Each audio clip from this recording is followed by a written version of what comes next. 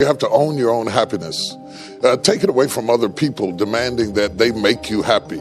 Your kids are not going to make you happy. Your spouse is not going to make you happy. A big house is not going to make you happy. Own your own happiness and be responsible for doing those things that bring joy into your own heart, independently of life and people and money and all of that stuff. Right. It doesn't necessarily give you a happiness. You have to take responsibility of that peace and that joy that lives inside of your heart and not inside of your stuff. Wow. Am I right? Yeah. And the second thing that I think people need to do is challenge their own story, because people torment themselves by how they see their life. They've told themselves a story as if it were the truth when it is really a perspective truth. And sometimes you've narrated a story that you beat yourself to death with. Challenge your own story. Change the way you talk to yourself about who you are and what happened to you and what you're going to do in your life. You wrote the script. Change the story. Change the dialogue. You can, am I right? You know? Yeah. The third thing that I think is very important is to enjoy the journey, not the destination.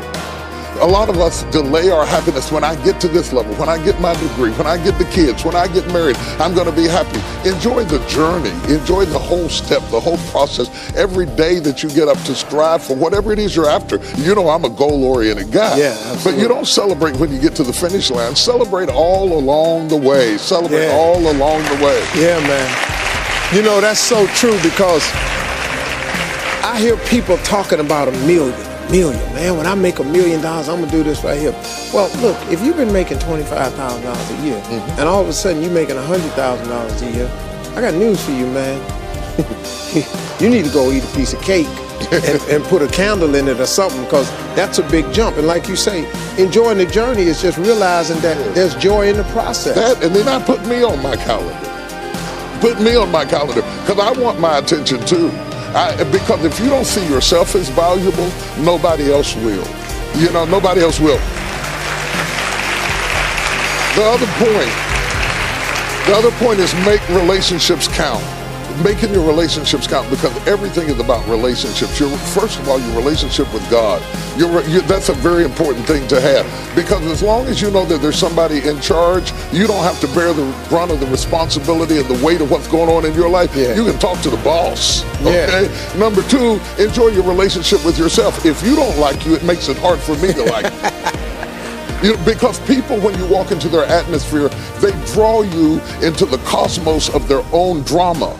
And if they're full of drama without you, when you come in, you become caught up in the cyclone of their drama. Yeah. Enjoy your relationship with yourself. And then anybody else who comes in, they enter into a party you already started. You understand? Yeah. And then the relationship with your kids, the relationship with your spouse, the relationship with your friends, taking time to enjoy the relationships, because there is no fruit. Nature teaches us that there is no fruit without relationships.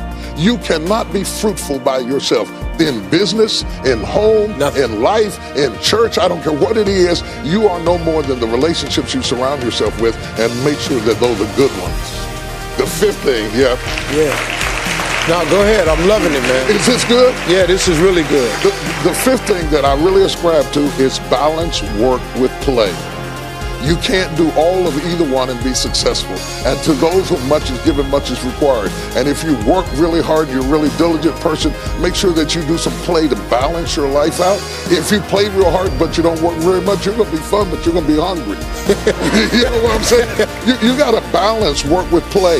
You have to balance that with your children. If you're always a disciplinarian, your daddy going to get you when you get home. I don't want to always be the police in the house. Yeah. I want to be the fun guy sometimes. Balancing work with play call this not only for you to be holistic, but for people to get a better perspective of who you are. I get on my Instagram and I put crazy stuff. My kids die. I just yesterday, I put me sweating in the gym saying they said it's going to be fun, but it hadn't gotten fun yet. You know, to let people know that everything is not serious every day. That's too much pressure. We've got way too much pressure on us to be the people we were created to be. You got to enjoy the journey and the process. Like I told my kids the other day, I said, let me explain something to y'all. If something happened to me and mama, I want you all to understand, y'all going to be around the casket crying, because I'm not leaving you everything. I'm just not.